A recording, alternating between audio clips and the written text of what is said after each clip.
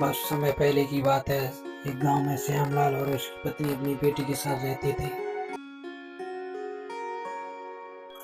मैं बाहर खेलने जा रही हूँ। मेरा यहाँ मन नहीं लग रहा है। मैं अभी थोड़ी देर बाद खेलकर वापस आ जाऊंगी। अच्छा बेटा, जाओ, लेकिन खेलकर जल्दी वापस आना। ठीक है मम्मी, मैं थोड़ी देर में अभी वापस आ जाऊंगी। तभी लड़की बाहर खेलने चली जाती है।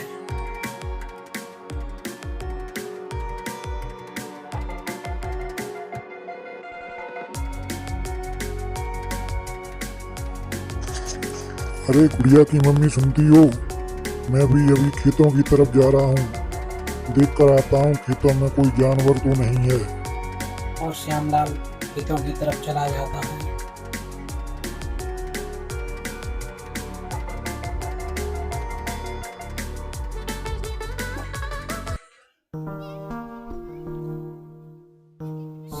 श्यामलाल खेतों पर जाकर देखता है, नहीं है। फसल भी काफी अच्छी हुई है। चलो मैं घर वापस चलता हूँ और इसे काटने की तैयारी में मजदूरों को लेकर आता हूँ। तभी श्यामलाल अपने घर वापस लौटने लगता है।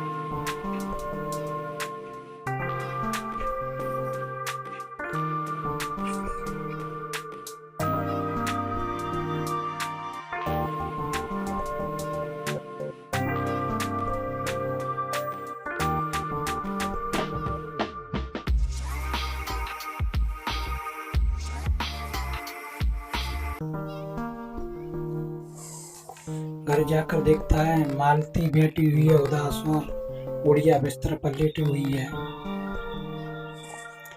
अरे गुड़िया की मम्मी, गुड़िया को क्या हुआ? लेकिन मालती मौन रहती है और कुछ नहीं बोलती।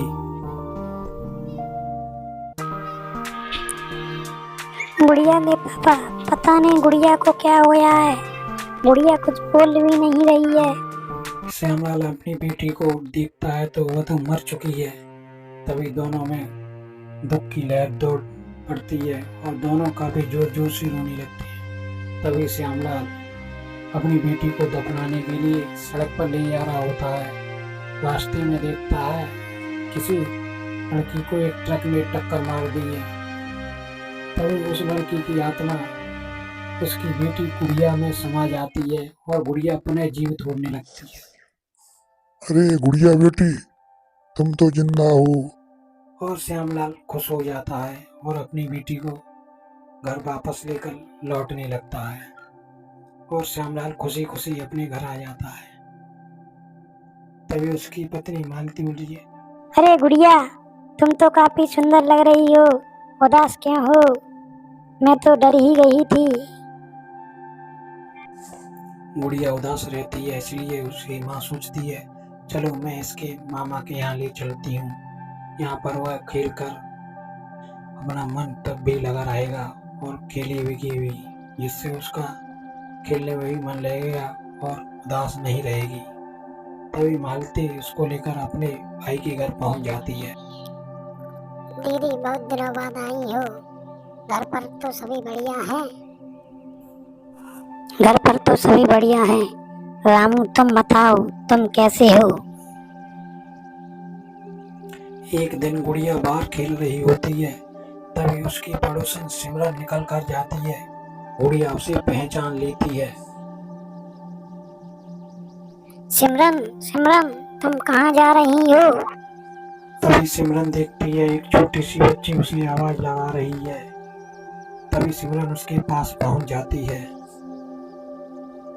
अरे बेटी, आप कौन हो? मैं तो आपको जानती भी नहीं, और आप मेरे नाम को कैसे जानती हो? तभी गुड़िया सिमरन को सारी बात बता देती है और कहती है कि मैं मरी नहीं थी, लेकिन मेरे घर वालों ने मेरे शरीर को जला दिया। तभी सिमरन अपने घर पर फोन लगा देती है और उसके गांव वाले गुड़िया के पास आ जाते हैं और आकर के गुड़िया से पूछताछ करते हैं। तभी गुड़िया उनको सारी बात बता देती है, आपने मेरे शरीर को जला दिया था, जिससे मेरी आत्मा गुड़िया के शरीर में प्रवेश कर गई और मैं जीवित हो गई।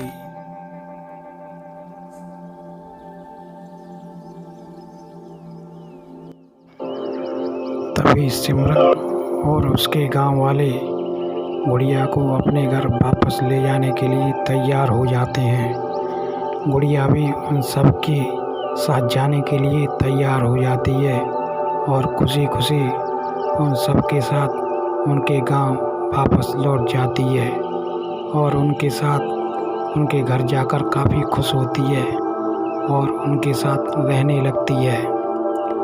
तभी कुछ समय बाद गुड़िया की माँ बाहर आती। अरे मेरी बेटी कहाँ गई, दिखाई नहीं दे रही। तभी एक गांव वाला व्यक्ति उधर से गुजर रहा होता है। वह मालती को सारी बात बताता है।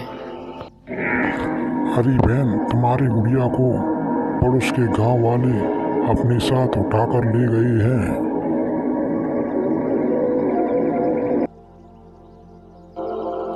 तभी मालती अपनी गुड़िया को ढूंढने के लिए पड़ोस के गांव चल पड़ती है और थोड़ी देर बाद रास्ता पूछते पूछते पड़ोस के गांव पहुंच जाती है।